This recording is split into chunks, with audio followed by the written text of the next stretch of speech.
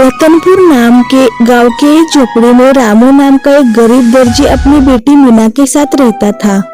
रामू की पत्नी का स्वर्गवास मीना जब 10 साल की थी तभी हो गया था। रामू अपना और अपनी बेटी का पेट पालने के लिए दर्जी का काम करता था। वैसे तो रामू बहुत अच्छा दर्जी था। पूरे गांव में उसके सिलाए हुए कपड़े बहुत मशहूर थे। रामू जो भी कपड़े सिलाता उसके कम ही दाम लेता था, क्योंकि वो कस्टमर को जोड़ना चाहता था और गांव के लोगों की परिस्थिति के बारे में रामू को भी अच्छी तरह पता था, इसलिए रामू कभी भी ज्यादा दाम नहीं लेता था। क्यों भाई रामू, आजकल इतनी महंगाई हो रही है और पिछले 5 साल से तुम पुराने वही रेट में अभी तक कपड़े सिला रहे हो। इतने कम रेट में तुम कपड़े सिलाते हो, ये सब कैसे मैनेज करते हो? हाँ भाई, मुझे तो ज्यादा कोई पैसे का लालच नहीं है। मेरा और मेरी बेटी का पेट पालने तक मैं ठीक ठाक कमाता हूँ। पर रामू, अब तुम्हारी बिटिया बड़ी हो गई है, उसकी शादी की उम्र तो हो गई है ना अब।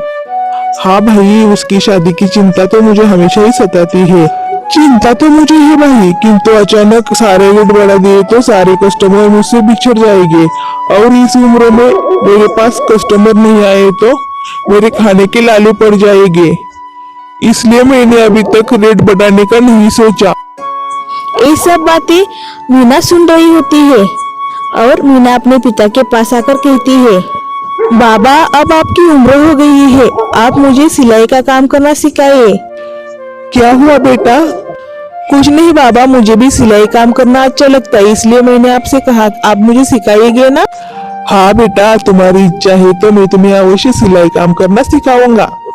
रामू मीना को दर्जी काम सिखाना शुरू करता है। मीना भी बड़े लगन से रामू ने बताई हुई सारी चीजों का अनुसरण करती है और कुछ ही दिनों में अच्छी सिलाई करना सीख जाती है। किंतु उनके पास एक ही सिलाई मशीन थी, इसलिए उसके पिता जब भी सो जाते थे तभी मीना उस मशीन पर बैठकर सिलाई काम करती थी। अभी मीना के लिए रिश्ते आना शुरू हो गया था।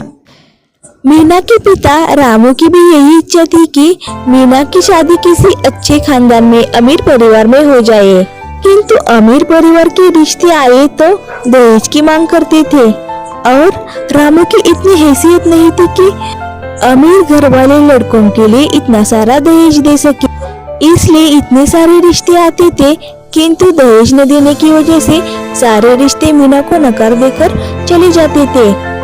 इसी चिंता में रामू हमेशा रहता था। बाबा, आप बहुत परेशान दिख रहे हो, क्या बात है? बेटा, अब तुम्हारी उम्र शादी की हो गई है। हर एक बाप का सपना होता है कि उसकी बेटी अच्छे परिवार में जाए और उसे हर खुशियाँ मिले, वो वहाँ रानी की तरह राज करे। किंतु आगे का तो सब कुछ तुम्हें मालूम है, मेरा भी यही सपना है, किंतु सारे अमीर घर वाले लड़के हमारी परिस्थिति की वजह से तुम्हें नकार दे रहे हैं, इसलिए मैं अभी बहुत परेशान हूँ। मीना पिता के सामने तो कुछ नहीं बोलती, किंतु मीना को भी उस बात की फिक्र होने ही लगी थी। इसी चिंता में मीना एक दिन बाजार जा रही होती है, तभी उसकी नजर एक एड पर पड़ती है। मुंबई में फैशन एग्जीबिशन होने वाला है। मीना के मन में एक नई उम्मीद की किरण जग जाती है। अगले महीने ही मुंबई में बहुत बड़ा क्लॉथ एग्जीबिशन होने वाला था।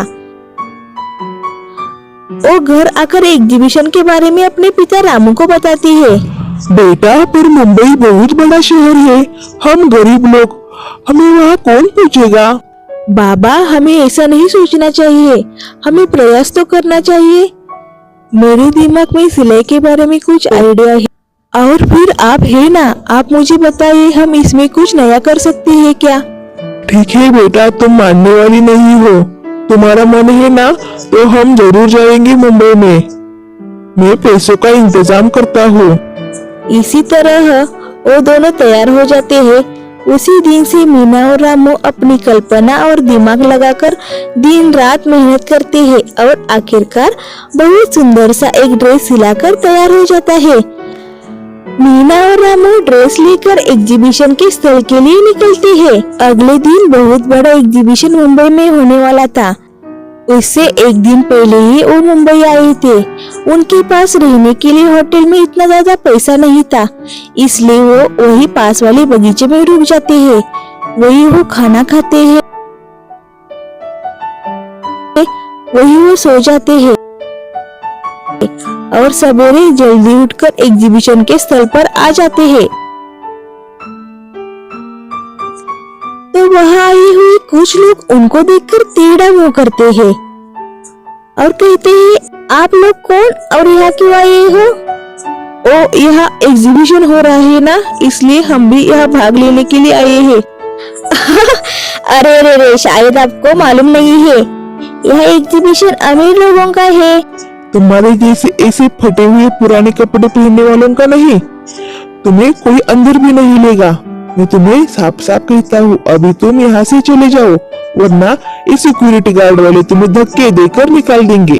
इन सारी बातों का मीना और उनके पिता रामू को बहुत बुरा लगता है, किंतु मीना ठान लेती है और वो हार नहीं मानती। बाबा, आप दुखी मत होइए, हमारे प्रवास में ऐसे ही कुछ लोग हमें मिलते ही जाएंगे, किंतु हमें अपने काम के ऊपर की श्रद्धा ढलने नहीं देनी चाहिए।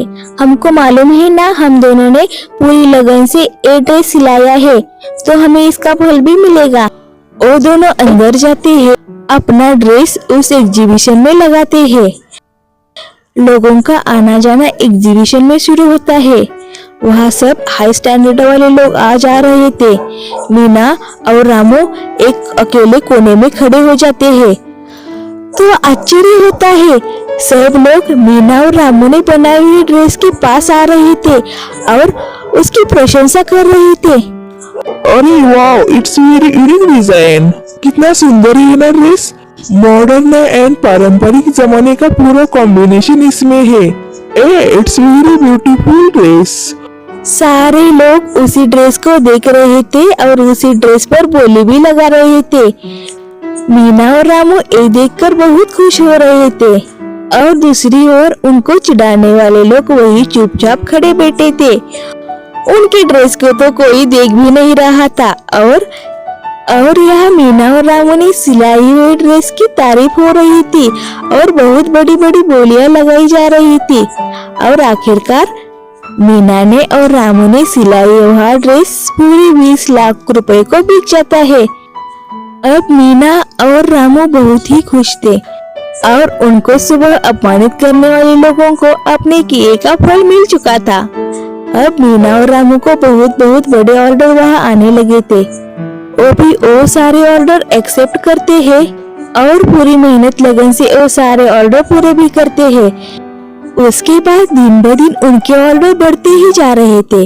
अब उनके घर के हालात पूरी तरह बदल गए थे।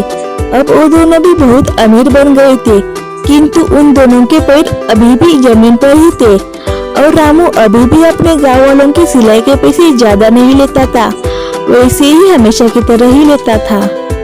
अब मीना और उनके पिता बहुत ही खुश थे।